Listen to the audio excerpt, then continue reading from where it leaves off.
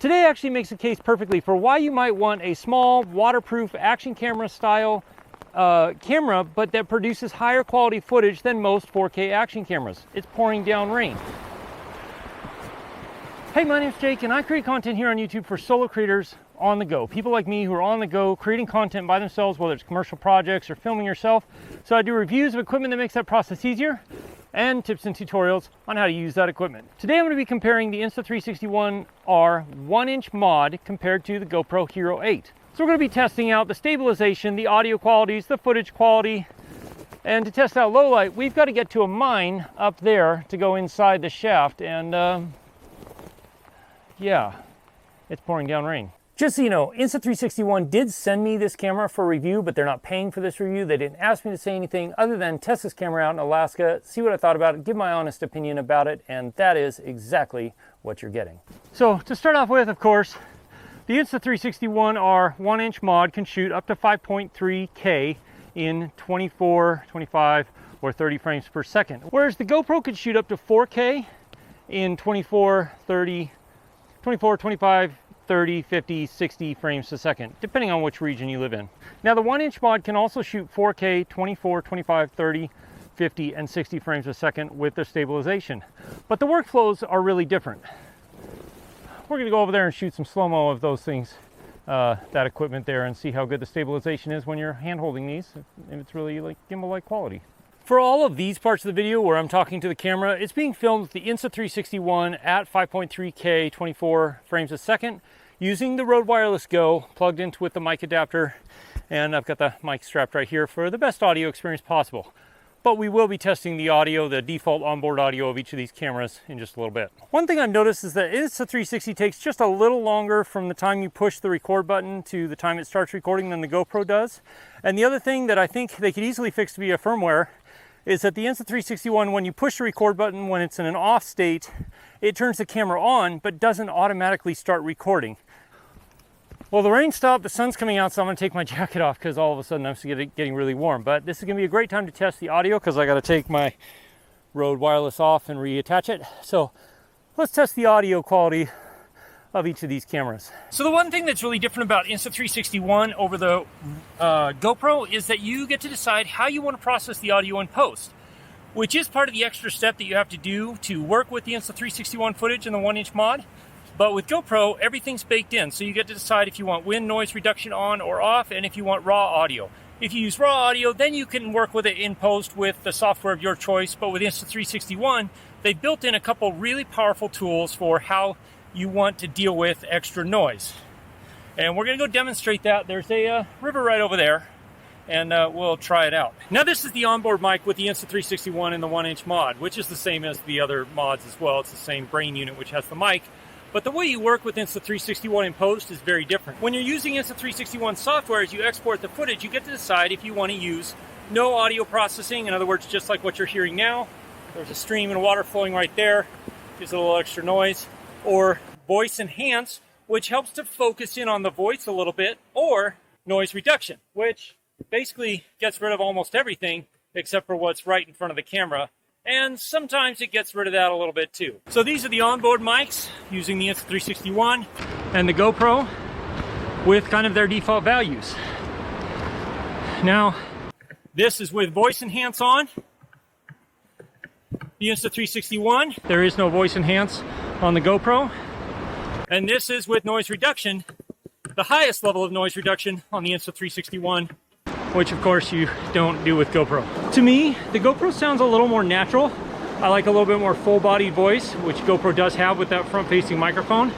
Insta360 ONE has a little bit of artifacts in the highs. Certainly usable, it's very clear, very crisp. But as soon as you plug in an external mic, the audio quality gets really, really good. So now we're back on the external microphone here, my Rode Wireless Go Lav setup here. One thing about using this 1-inch sensor with the 5.3K resolution is that it is quickly becoming my B-roll for when I'm out and about doing stuff like this, for anything else I'm shooting with my big camera.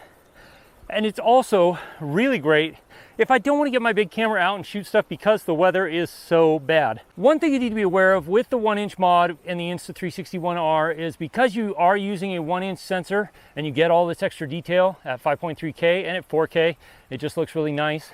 But it does have a minimum focus distance, which is about a meter. So you want to keep the camera about 3 feet away from you. It's not hard to do if you use a selfie stick or the Insta360 ONE selfie stick, but it is something you need to be aware of. If you hold it closer than about 3 feet, then your face is going to be just slightly out of focus. All right, we're just going up there to the top of that hill back there. Both of these cameras are controlled by an app. If you want to connect your smartphone and control them and look at the footage as you're shooting it, you can do that. They both offer desktop software, but the workflow is pretty different. With GoPro, you can throw it straight into your editor and start editing it because it records in a standard file format. With Insta360 ONE, it records in an INSV file, which means you have to use the Insta360 ONE Studio, which is on your phone in the app or on your desktop. If you want the highest quality, use your desktop. So yes, that is an extra step when it comes to editing, but you get a lot more options in the end. You can choose to reframe if you want to do ultra wide, wide, narrow, medium shots. You can do all of that in post and then export the footage and put it into your editor. There's also a plugin that goes into Premiere that you can natively work with Insta360 INSV files in Premiere. I really hope they come out with the same thing for Final Cut because that's what I edit with. On the colors, I've found that I actually prefer the Insta360 ONE colors in most cases because I feel like it's a little more natural skin tones. GoPro has always been known for extremely saturated colors, which makes it look really great and really epic, especially in those high action things.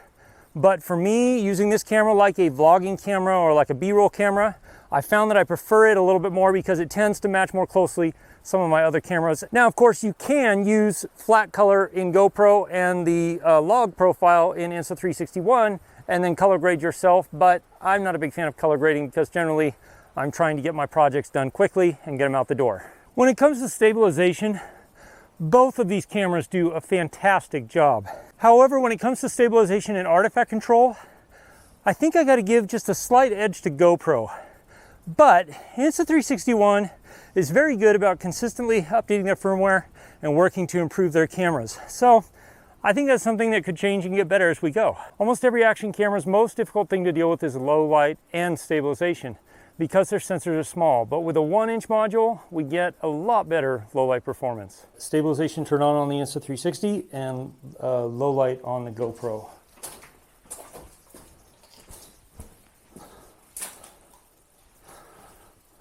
To me, there's no contest that Insta360 ONE wins the low light footage, hands down.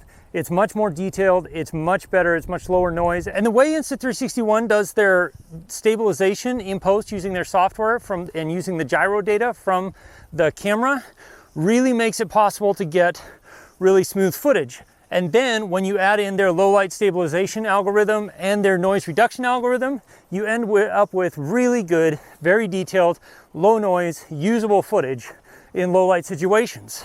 Now, both of these cameras are controlled with a touchscreen, but like any touchscreen, as soon as you get water on the backs, they become a lot more difficult to control because the touchscreens have a difficult time telling what's your finger and what's water. Not that big a deal, but if you're going underwater or something like that with it, you'll have to dry the touchscreen off before you can really effectively use it. The GoPro touchscreen is quite a bit bigger, and just because it's bigger, I think it's a little easier to use. But the Insta360 ONE touchscreen, even though it's smaller, it does respond very well, and it does work just as a touchscreen should.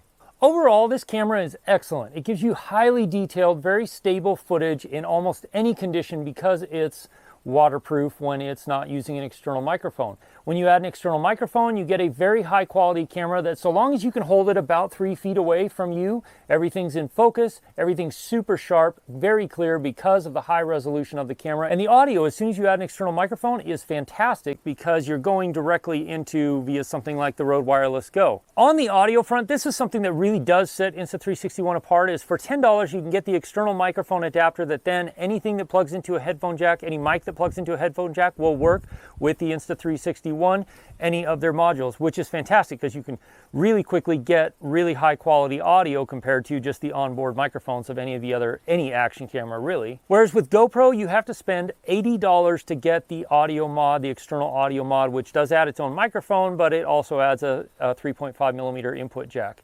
That's really expensive considering you're already spending $300 to $400 for the camera. There are a few things that I don't like about the Insta360 ONE 1-inch mod. The other ones are very different, but anytime you want to change the battery or anytime you want to move or change the camera around, you have to take the lens cover off, which isn't the best because then you get moisture inside if you're running around in really humid, moist environments. It's not the end of the world, but it is kind of a bummer that you have to take the lens protector off to change the battery or to flip the screen around or anything like that. One thing that's fantastic about the Insta360 ONE is you can flip the screen around and have a selfie screen without having to buy any additional modifications. That's really handy when you're filming yourself, when you're running around trying to make sure you nail your shots because you're dodging rainstorms in and out as they go. Both of these will shoot 4K 60, but when you get to 1080, the GoPro will shoot up to 240 frames a second slow motion, whereas the 1-inch mod will only shoot up to 120 in 1080. Overall, for photos, the Insta360 ONE takes very nice photos. They're sharp, detailed, and definitely a little more detailed than GoPro photos are. GoPro takes good photos too, especially on the HDR modes. When you get into low light using both of their night mode, they both take good pictures. The Insta360 ONE has a little bit too much magenta in there, but that's a pretty easy correction in post. And then we need to talk about price. With the Insta360 ONE, you are going to be spending more, as you can see here. However, what that gets you is a much better sensor with much more detail and much better lower light performance. And if you want to do more than that with audio, then by the time you add the audio mod to GoPro, you're actually not that far off from buying the Insta360 ONE R with the 1-inch mod and the $10 adapter. Something else that really sets the Insta360 system apart is it's modular. So you can add other modules if you decided to down the road. You want to make a 360 camera, you could get the 360 module. But even though it's modular, it's still waterproof up to 16 feet or 3 meters or so. Overall, I'd say that if your goal is to have the most simplistic workflow possible with straight out of camera colors, straight out of camera stabilization, and decent straight out of camera audio, then GoPro is probably going to be your choice. But if you want to do higher quality footage and you want to get better audio at a much cheaper price than the GoPro, and if you do anything in low light, or if you want to do more photo work, but you still want to have a very small, compact, portable, waterproof camera, then the Insta360 ONE 1-inch edition is going to be the camera you want to go with. Now, if you want to learn how to use your action camera to the most of its potential, then click or tap right there, a short playlist, has best settings, best practices, things like that. I'll see you in one of those videos. As always, if you have questions, ask me in the comments below or join my live stream on Wednesdays, 4 p.m. Alaska time, 8 p.m. Eastern. Till then,